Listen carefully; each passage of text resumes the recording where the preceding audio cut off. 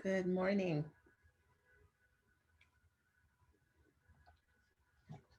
Happy Monday. It's Monday. Can I turn this off? Oh, I sure didn't. Happy Monday. Good morning. How is everyone today? It is a rainy Monday. Rainy. It was raining yesterday. So, vanity moment. I woke up and my eye was bothering me. And I was like, oh, I'm still gonna go live today anyway, even though I've got like, I don't know what's going on over here. But I thought I was gonna go put some like eye makeup on to try and shield it and hide it, so it wouldn't be so noticeable or whatever. And I went to go put putting on eye makeup is the very opposite of what you're supposed to do when your eyes irritated, right? So just that was my vanity moment, and starting to put the eyeliner on, put eyeliner up here, put on the primer for my eyelashes, and and then my eyes started to really sting, and I was like, all right, gotta wipe all that off. um, and just be with what it is today. And interestingly enough, okay, that as I speak about that, therein lies the topic, and still the best part of waking up. I don't know why I thought about that. I just thought it was Monday, and I thought about folders. So the best part about waking up to yourself is realizing you don't have to do dumb shit like put eye stuff on when your eye's irritated so that you can fake a funk when you have to be a forward facing face. That's the best part about it. The best part about waking up to the truth of who you are is that you don't have to do things to hide your flaws. We live in a society that is constantly begging us to hide our imperfections, that we can only be seen if we are um, an illusion of the most perfect version of ourselves. And everything that we do, for the most part, centers around that. I mean, a good portion of the people work out for health, but a lot of people work out to try and have a certain look, which, as in a, just real quick, anybody who's trying to go for six pack abs, just know that that's not really like a common thing. And the amount of work that you have to do and the little amount of body fat that you have to have in order for that to happen, especially if you're a woman, is just not even worth it. It's just really just not even worth it. Um, but we live in this world where it's like cover everything, cover every blemish, cover every flaw, cover every stretch mark, cover every wrinkle, cover anything that looks wrong with you, cover your insecurities, cover your fears, um, um, cover all of that. Pretend to be brave, pretend that you got it all together, pretend that you think you're powerful. Don't actually be fully you. No one wants to see that shit. I got a comment once on something that I posted on Instagram. I think someone inboxed me something about my saggy boobs. I was really unfazed. I mean, there might have been a time like 6 years ago where if I'd posted something, first of all, I wouldn't even posted something 6 years ago. But if I did and someone said that, I might have been in my feelings. Um, Sir, I am 47 years old. I have breastfed 4 children.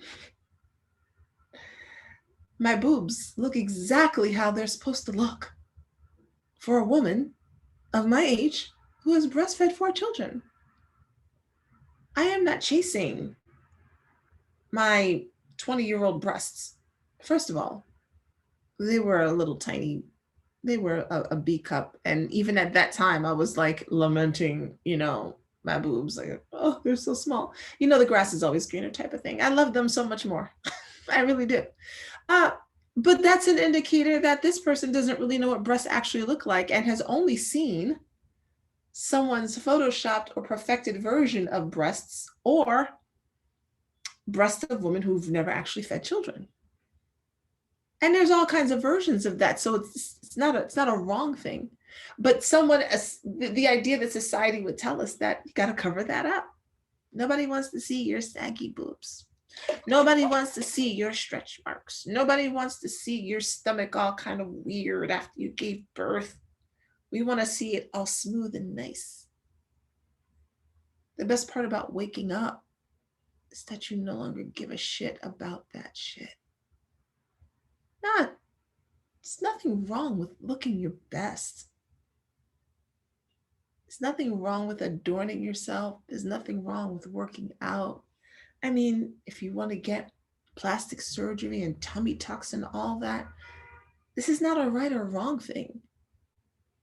You know me, I'm always like, do whatever it is you do from a space of awareness and not from validation, right? So if you're getting work done, do it because internally, speaking of my bras bothering me, do it. I actually have on a bra today. I don't often wear bras. You guys see me, I usually just wear the camisole tops. Do it because internally, this is just what you're calling for. But if you get anything done and you're doing things so that outward, like people will recognize you, notice you, love you, like you, it will backfire on you. It will not work. The best part about waking up is me realizing that, you know, my eyes got some redness in it. It was irritating me this morning. I think I had a piece of hair in it. I don't know what it was. And, you know, me trying to cover that up so that it looked like there was nothing wrong with it just didn't make much sense. And my eye told me so, like, this doesn't make sense and this hurts. Take it off.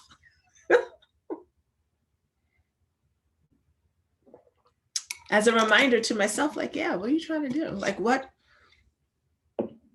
You just come on here and be you. And I think that's what we have to really start doing is just be you. The people you may want to like you and love you might not. And the people you might want to like you and love you might not be the people who are supposed to be liking you and loving you. And you're missing out on a whole beautiful tribe, group, soul family that needs what you have because you're so busy trying to fit into what you think you're supposed to be. You're so busy trying to be that thing. And so you cover up. Try to pretend to be someone you're not. Try to act like things are okay when they're not. I've stopped telling people when people ask me how things are going, I've stopped saying, oh, I'm fine. Like I've tried to stop using that word because it's kind of like good or nice. It's very nondescript. I'm going to assume that if you're asking me how I'm doing, you actually care. And if you don't care about how someone's doing, then stop asking them. It's like you're doing that shit for fake funk. You know what I'm saying? Like, oh, small talk. Let me pretend I care. How are things going? You really don't want them to tell you how things are going. You just want them to go, things are going great. And you? And then you say, oh, they're doing well. Thanks. And meanwhile, both of you are dying inside from something else, but you're not actually going to tell the other person that. Come up with another sentence, you know, so that people don't feel like they have to lie. But so I've stopped doing that. People ask me, how's it going? I'll tell them, you know, it's been really busy lately, but, you know, I'm taking some time for some self-care or, you know, gosh, it's been really hectic lately. I need to find a way to get my mind, you know, out of this race that I'm in, like this go, go, go. How are things going for you? Like, I don't have to give you like my whole, like, I'm not going to give a victim. No, no one has to give a victim sob story. Right. But are you honest? I was speaking with a friend of mine, shout out to Janira. We were hanging out yesterday. We're both Virgos, and we're talking about how lying is a thing for us. And so I won't speak anymore about her point of view because she's not here. So I'll speak about mine. Lying is a thing for me. Not just the lie of, yeah, I was hanging out with friends when I was really, at the movies type of lie, right? Like I don't like those either. Um, it is a burning trigger for me that I'm gonna be real raw and honest with y'all now. It is a burning trigger for me that literally makes you want to like grab someone by the throat when I can sense and feel that their lies are them just not being their authentic self. Like it triggers, like it does a thing to me, because I'm not perfect. Like I don't really care if someone's naked. I don't care if they're like cursing a lot. But if I can feel the essence of a person and then their actions don't match the essence, like it grinds me. Like and it makes it really difficult I have to check myself, because like I want to smack them. Like, what the fuck? Why are you doing this dumb shit? Do you not know who you are? But then I also have to use that as an opportunity for myself, right? Like, okay, are they these are conversations I have. Are they mirroring something back to me?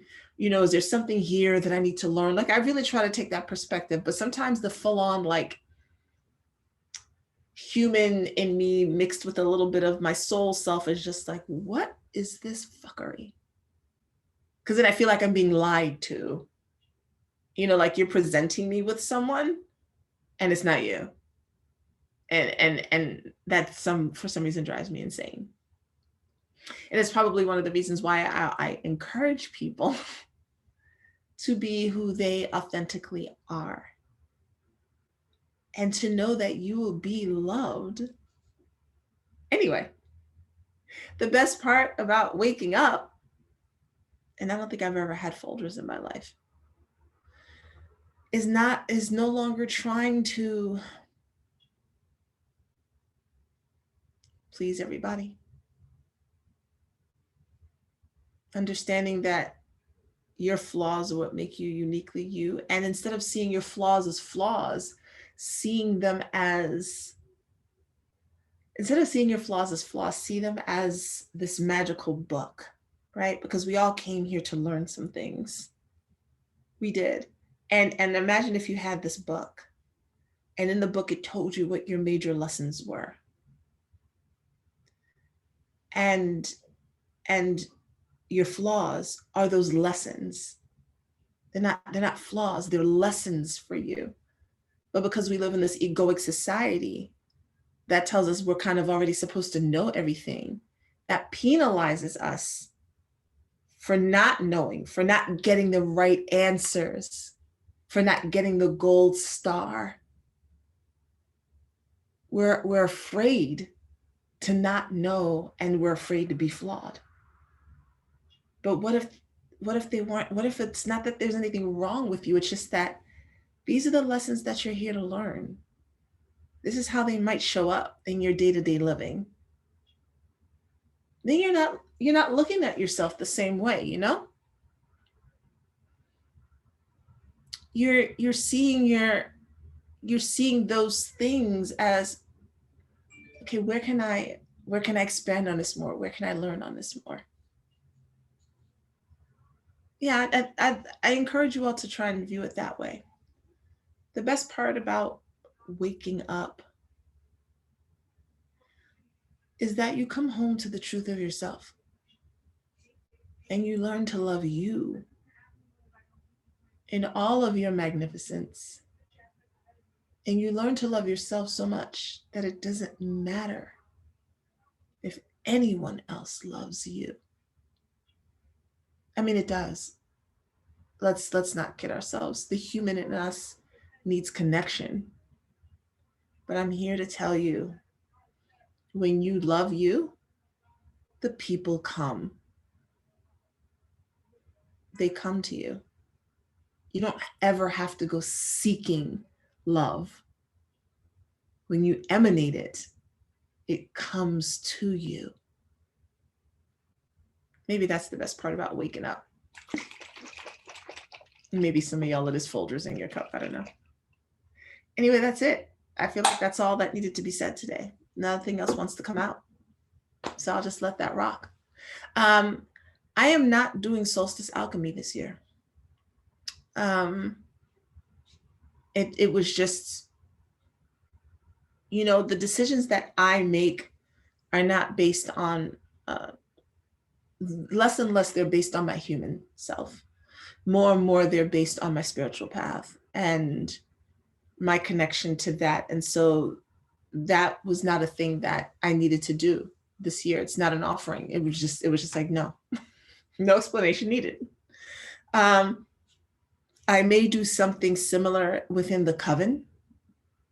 I don't know that it'll be 40 days, but I will most likely do something similar within the coven. So if you loved Solstice Alchemy, that 40-day journey, or you're feeling like you were looking forward to it, the best way to take part in that is in the coven. It didn't make sense for me to offer Solstice Alchemy and do something in the coven. That it from a business perspective also, it just felt redundant to do both.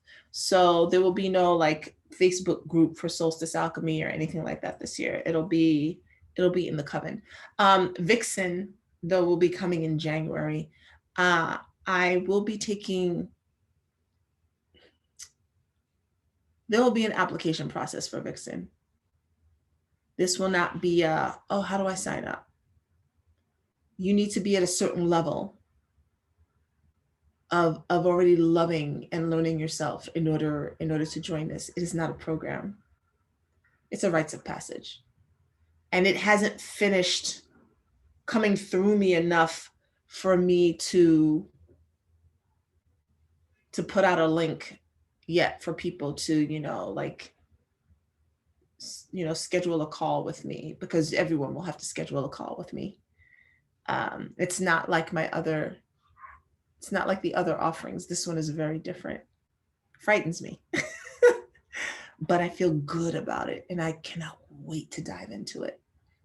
So probably sometime in December or the beginning of January is when I will start putting out, you'll see me post about it, but probably in late December, early January is when I'll start doing official interviews for the women who would like to join, to see where everybody's at. All right, other than that, that's it. Yeah, Sensual Energy Coven, still popping, still rocking. I'm gonna go post some stuff in there in a few minutes. The woman loved Yoni Devotion, that last exercise was amazing. I joined in the ladies in that last exercise. But yeah, you can always find me there if you're a woman with a vulva. You can always find me at Sensual Energy Coven. DM me if you'd like more information. I like to get the feel of the energy of the women who are asking to join. It's one of the ways that I keep the space safe. I gotta make sure that we're a good fit for you and you're a good fit for us. Thank you to all of the new women who have joined. Thank you to my new subscribers on OnlyFans. You're appreciated as well. All right, that's it. Enjoy your Monday. I love you all, and I will see you back here tomorrow. Bye.